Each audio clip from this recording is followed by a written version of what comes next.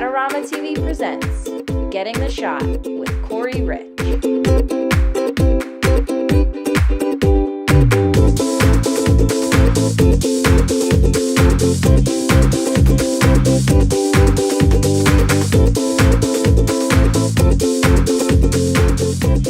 Hi, I'm Corey Rich. You're listening to Adorama TV. Adorama is the place that I go to buy all of the equipment that I use in the field, whether that's still photography equipment, video equipment, tripods, stands, lighting equipment. Bottom line, they're my one source for anything photographic, video, or lighting. Today, you are tuning in to listen to a basics of time-lapse photography. It's really going to be the overview of time-lapse photography.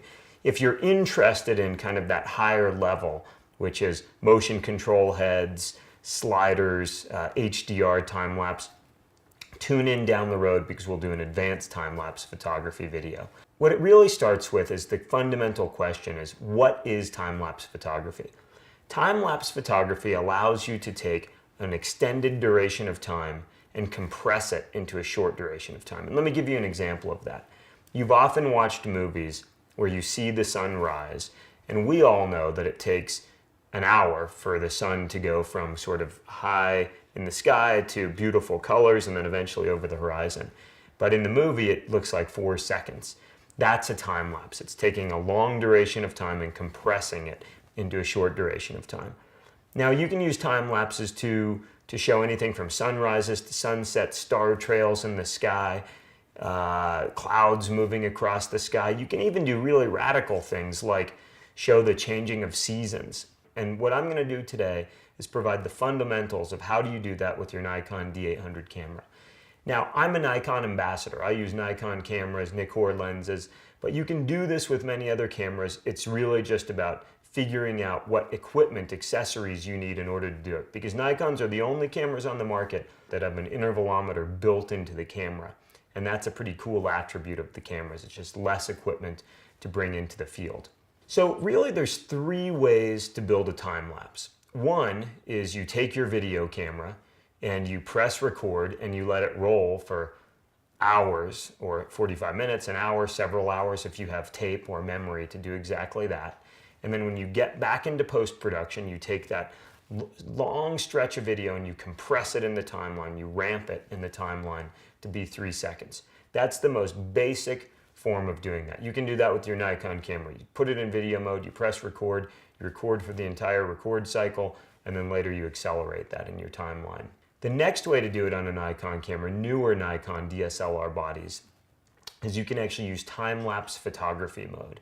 Now, what time-lapse photography mode does is the camera will actually take individual pictures. You tell it how often you want it to take that picture, and then the camera builds a video for you within the camera. So now this is important. You do not get the individual still photographs at the end of using time-lapse photography mode, but what you do get is a video file that's the correct duration of time that you can put into your final video edit. My chosen method is actually using an intervalometer. Now in Nikon cameras, it's built into the camera. I'm going to be demonstrating this on the Nikon D800, but the interval timer shooting mode allows you to actually decide how often you want to take a picture, and you get to keep the individual still images in the aftermath of building your time-lapse sequence.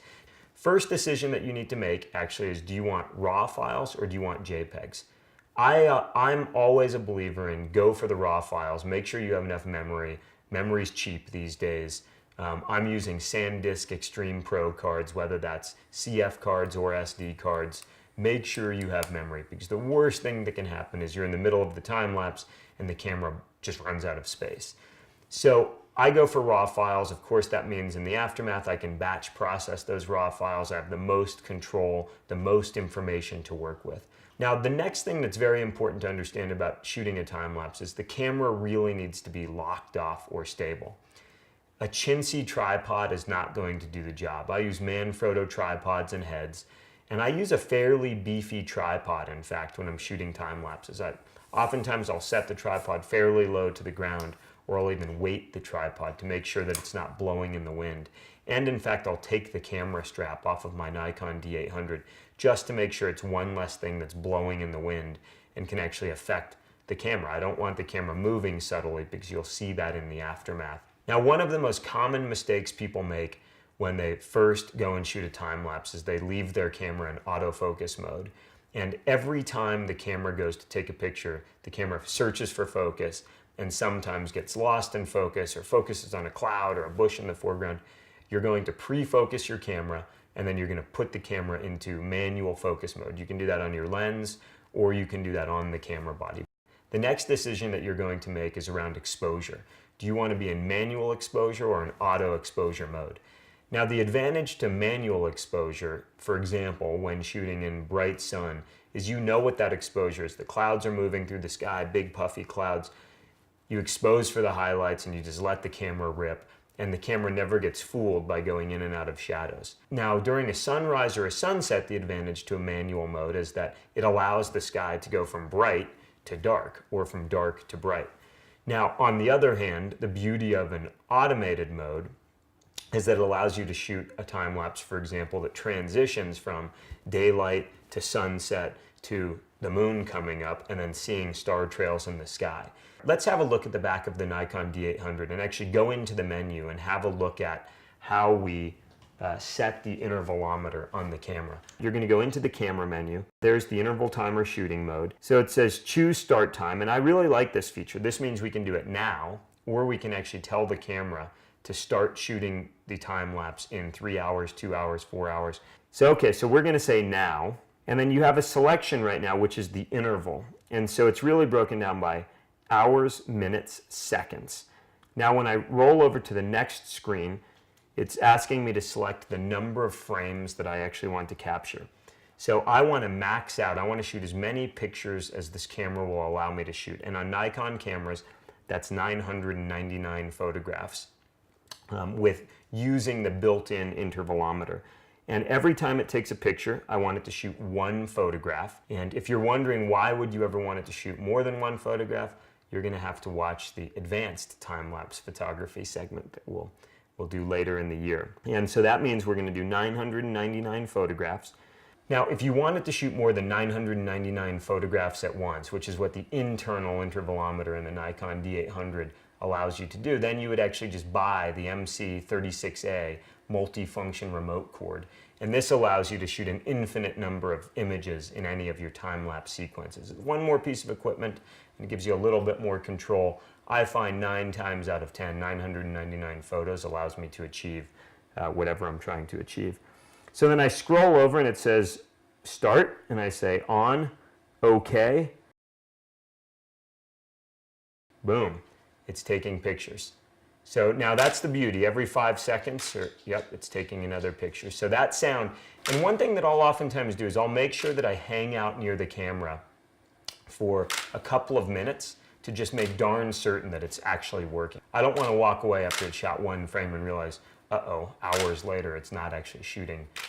So one of the other things that I'll do actually when I'm finally ready to start the intervalometer and start creating my time-lapse sequence is I'll actually turn off the LCD display on the back of the camera so that every time I take a picture it's not lighting up and burning battery power. Battery power is something that you really need to be conscientious of if you're doing long time lapses in cold weather. One of the other decisions that you should make is consciously understand, are you going to be editing your final video in 24 frames per second or 30 frames per second?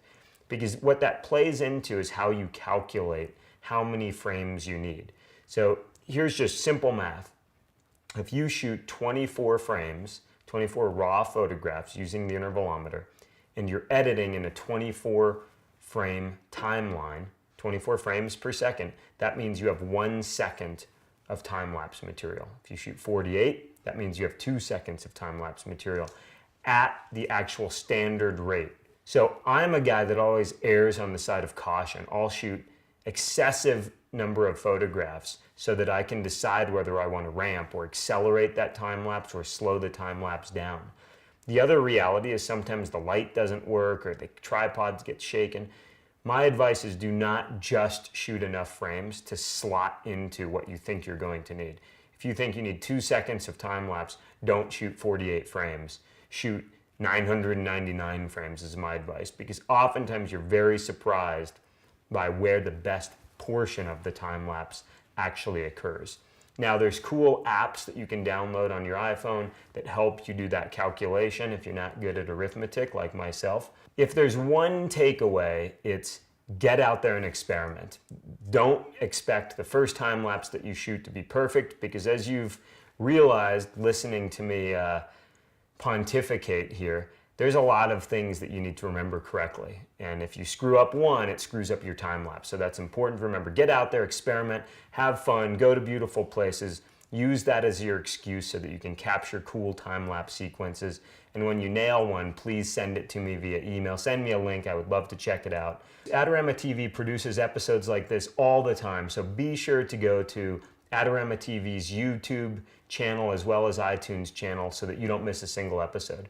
I use Adorama.com as the source for all of the tools that I use to be creative, from cameras to lighting to microphones to tripods. So if you're looking for those tools to go out and create time lapses, you know where to go, Adorama.com. I'm Corey Rich. Thanks for listening, and please tune in next time.